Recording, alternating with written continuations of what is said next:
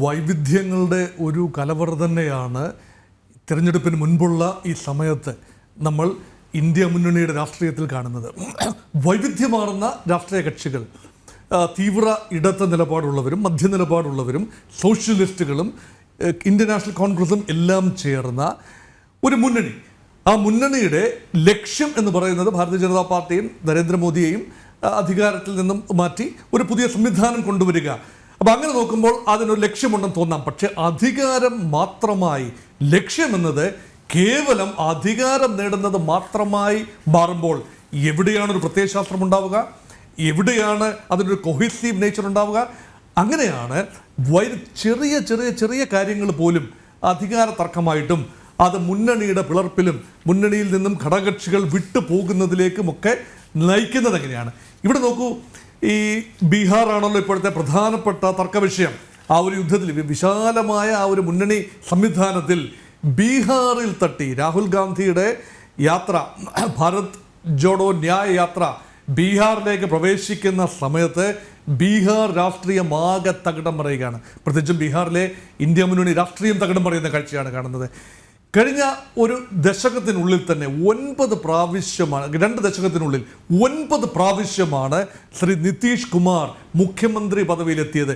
അത് കാലാവധി പൂർത്തിയാക്കാൻ ഒരിക്കലും കഴിഞ്ഞിട്ടില്ല. പക്ഷേ പല ആവർത്തി 2 വർഷം 1 വർഷം ഇങ്ങനെ 9ാമത്തെ തവണ ഇന്നിതാ ശ്രീ അതായത് മുഖ്യമന്ത്രി പദത്തിലേക്ക് നിതീഷ് കുമാർ മുഖ്യമന്ത്രി പദത്തിലേക്ക് എത്തുന്ന ഒരു കാഴ്ച കാണുകയാണ്. ഇവിടെ നോക്കൂ, എന്താണ് ശ്രീ നിതീഷ് കുമാറിനെ ഇന്ത്യ മുന്നണിയിലേക്ക് അടുപ്പിച്ചത്? ശ്രീ നിതീഷ് കുമാറിൻ്റെ പാർട്ടിക്ക് കേവലം 45 സീറ്റ് മാത്രമാണ് തിരഞ്ഞെടുപ്പിൽ ലഭിച്ചത്. ഭാരതീയ ജനതാ പാർട്ടിക്ക് 78 സീറ്റ് ലഭിച്ചു. പക്ഷേ 45 സീറ്റ് മാത്രം ലഭിച്ച നിതീഷ് കുമാറിനെ വെച്ചുകൊണ്ട് ബീഹാറിൽ BJP ആൻഡ് ജനതാദൾ യുണൈറ്റഡ് മുന്നണി അധികാരത്തിലേക്ക് വരികയാണ്. അപ്പം അവിടെ വലിയ പാർട്ടിയായ BJP വെളിയിൽ നിൽക്കുകയും അല്ലെങ്കിൽ പ്രധാനപ്പെട്ട തസ്തികയിൽ വരാതിരിക്കുകയും ഒക്കെ ചെയ്തു. പിന്നീടുള്ള വലിയ പാർട്ടി രാഷ്ട്രീയ ജനതാദളാണ്. ലാലു പ്രസാദ് യാദവിൻ്റെയും തേജസ്വി യാദവിൻ്റെയും രാഷ്ട്രീയ ജനതാദളാണ്.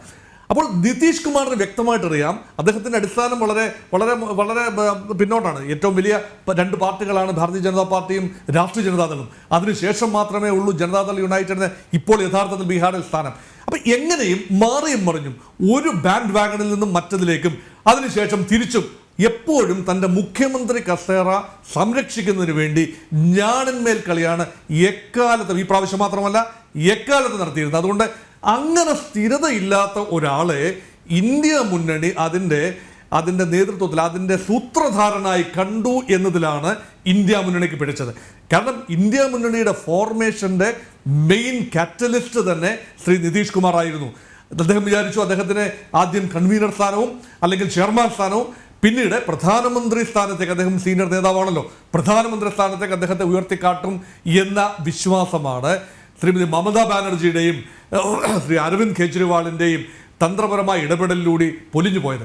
അങ്ങനെ പ്രധാനമന്ത്രി പദത്തിന് വേണ്ടി പരിഗണിക്കില്ല, മുന്നണി കൺവീനർ സ്ഥാനത്തേക്ക് പോലും പരിഗണിക്കില്ല എന്ന് വരുമ്പോൾ പിന്നീട് ഒന്നും നോക്കേണ്ടതില്ലല്ലോ.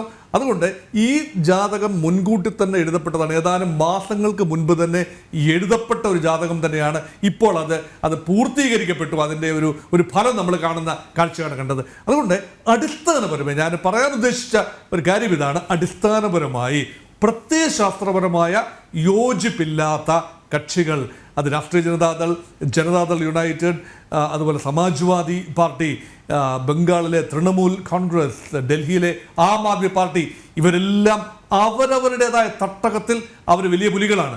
പക്ഷേ ഒരുമിച്ച് നിൽക്കുമ്പോൾ അവരെ ഒരുമിച്ച് നിർത്തുന്നത് കേവലം അധികാരം മാത്രമാകുമ്പോൾ നേരത്തെ ഞാൻ പറഞ്ഞ പ്രത്യയശാസ്ത്രം എവിടെ പോയി? ഇവിടെയാണ് ഇന്ത്യ മുന്നണി വീണ്ടും പുനർവിചിന്തനം നടത്തേണ്ടത്.